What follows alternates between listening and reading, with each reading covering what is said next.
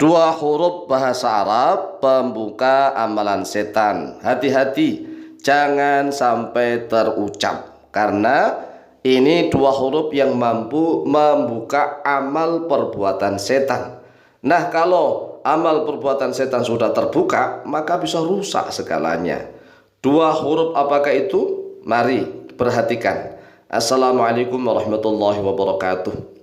Bismillah walhamdulillah wassalatu wassalamu ala rasulillah Sayyidina wa maulana Muhammadin ibn Abdillah wa ala alihi wa sahbihi wa mawalah wa la hawla wa la quwwata illa billah amma ba'd.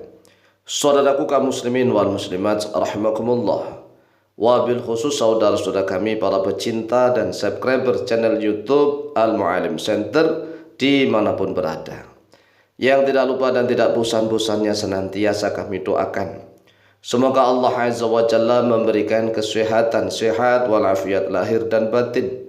Semoga Allah Jalla Jalaluh memberikan rizki yang melimpah ruah, harta yang barokah, menjadikan anak-anaknya anak-anak yang soleh dan solehah, duriyahnya duriyah yang thayyibah, hidupnya sukses, bahagia dan selamat di dunia dan di akhirat. Amin amin Allahumma amin.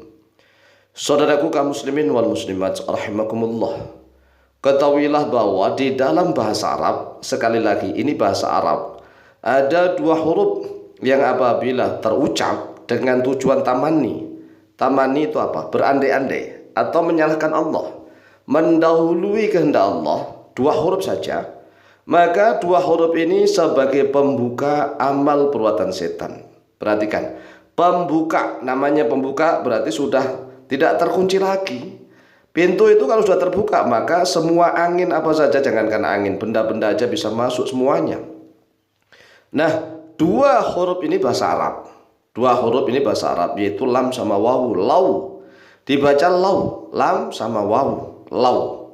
Lau ini bahasa Arab dua huruf, yaitu lam sama wawu. Tetapi dalam bahasa Arab sendiri, lau ini sebenarnya kalimah. Kalimatu harfin, kalimah harf. Dalam bahasa Indonesia ini sebanding dengan kata.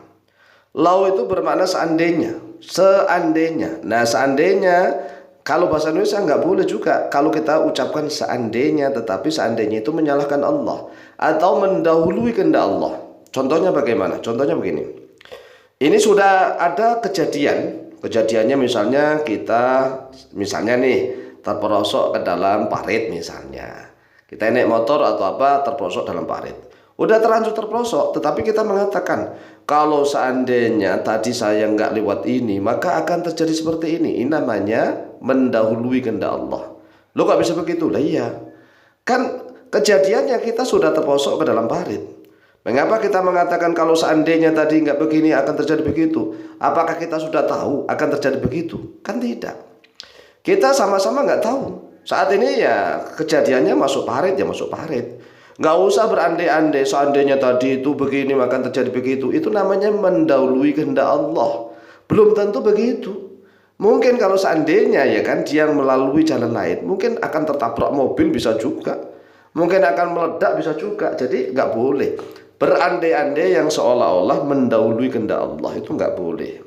Contoh lagi misalnya, sudah kejadiannya sudah menikah dengan si fulan dengan fulanah, ya misalnya. Sudah kejadiannya seperti itu, tetapi dia berandai-andai, seandainya saya tidak menikah dengan kamu maka akan terjadi begini dan begitu. Lo belum tentu, belum tentu ya. Jangan mendahului kehendak Allah. Lawang kenyataannya kan sudah menikah dengan si A, si B, ya terima apa adanya. Nggak usah seandainya, mendahului kehendak Allah. Inilah kata-kata seperti ini yang membuka amalan setan. Seandainya saya misalnya punya harta, punya uang, maka saya akan beramal. Lah kalau akan beramal, ini beda lagi nih. Sama-sama seandainya, tetapi sandarannya bagus, niatnya bagus, tidak mendahului kehendak Allah kalau ini. Contohnya gini, seandainya saya punya ilmu, punya harta, maka saya akan gunakan harta dan ilmu itu untuk ibadah. Ini kan cita-cita. Bedakan nih. Jadi tidak semuanya seandainya itu membuka amalan setan, tergantung. Lah adapun seandainya yang seperti tadi, sudah kejadiannya sudah terjadi. Tetapi dia berandai-andai, seandainya tadi nggak begini maka akan begitu. Seandainya tidak begitu maka akan begini. Ini namanya mendahului kehendak Allah. Itulah yang menjadi pembuka amalan setan. Tetapi kalau rojak itu berandai, ya tidak berandai sebenarnya, harapan. Rojak itu harapan, beda dengan tamanni. Tamanni itu berandai. Kalau rojaknya itu benar, rojak ini harapan. Kalimatnya seandainya, tetapi hatinya rojak. Rojak itu punya harapan, cita-cita. Seandainya saya punya uang banyak, menjadi orang kaya, dan saya punya ilmu yang banyak, ilmu yang mendalam, maka saya akan gunakan ilmu dan harta untuk ibadah. Nah ini berarti kan niatnya benar. Ini dapat pahala, coba bayangkan. Sama dengan orang punya niat, saya kalau nanti malam bangun, ya kan? Kan nanti seandainya nanti malam saya bangun, maka saya akan sholat tahajud dan mengamalkan amalan ini dan itu. Ini kan rojak namanya. Rojak itu harapan, cita-cita yang baik.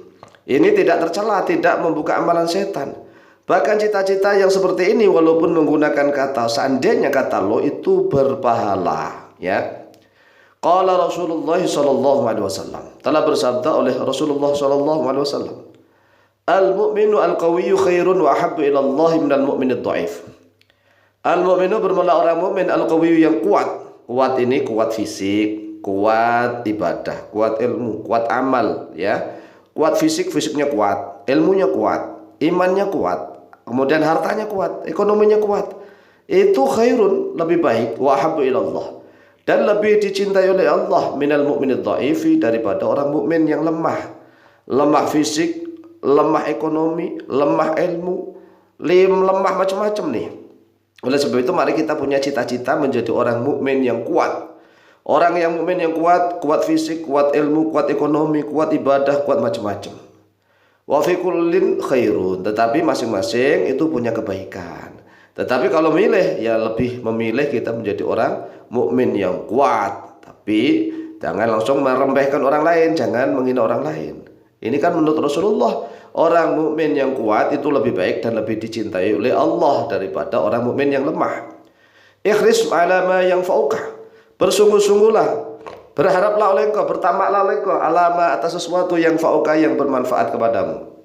Wasta'in billahi, dan mintalah tolong oleh engkau kepada Allah, wala ta'jiz, jangan lemah oleh engkau. Minta tolong, berdoa dan berikhtiar, ikhtiar dan doa sama-sama bareng. Wa in asabaka syai'un, dan jika menimpa kepadamu syai'un oleh sesuatu, fala taqul, maka janganlah mengatakan oleh engkau lau anni fa'altu kana kadza wa kadza. Lah ini yang enggak boleh. Lau anis, kalau seandainya sesungguhnya aku fa'altu, telah berbuat oleh aku kana kadza wa kadza, maka yaitu akan ada seperti ini seperti itu. Lah lau seperti inilah yang dilarang. Walakin qul, akan tetapi ucapkanlah qadarullah wa ma syaa fa'ala. Ucapkan itu kehendak Allah, qadarullah wa ma syaa, dan apa yang menghendaki oleh Allah fa'ala, maka akan berbuat oleh dia Allah. Fa inna lau, karena sesungguhnya kalimat lau taftahu amal syaitani, yaitu membuka amal perbuatan setan. Ini launya yang berandai-andai atau lau yang mendahului kehendak Allah. Akhrajahu Muslimun, akhraja telah mengeluarkan pada hadis Muslimun oleh Imam Muslim, nomor hadis 2664, an Abi Hurairah radhiyallahu an, dari Abu Hurairah radhiyallahu an. Jadi inilah lau, ya dua huruf saja, tetapi yang membuka amal perbuatan setan, yaitu lau berandai-andai yang mendahului kehendak Allah, atau launya ini lau yang bertujuan jahat, bertujuan buruk.